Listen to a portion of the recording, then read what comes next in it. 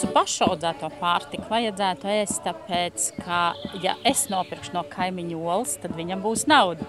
Viņš nāks pie manis zupu pasūtīs. Ja es pie otra kaimiņa kaut ko nopirkšu, viņam arī paliks vairāk nauda. Un ja mēs atbalstīsim viens otru, mēs vienkārši paliksim turīgāki.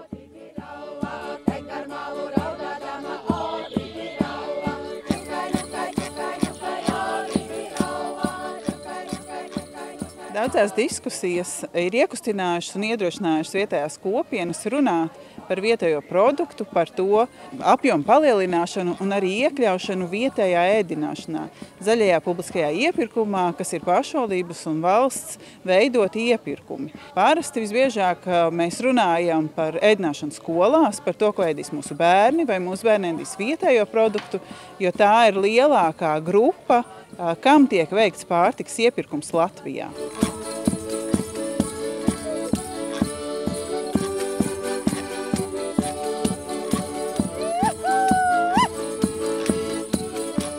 Mēs esam iekustinājuši, kā saka, ar Citīs projektu tādas lietas kā skolēnu tāda iepazīstināšana ar pārtikas izcelsmi, kā tā rodas.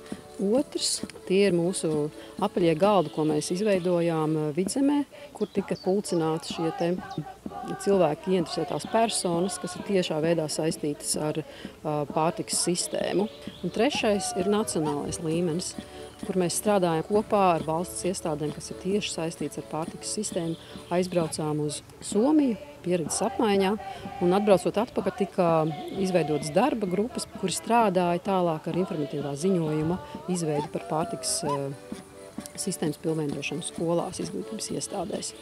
Tātad 3 lietas – izglītība, sadarbība un pamata izveidi tālākai izaugsmē.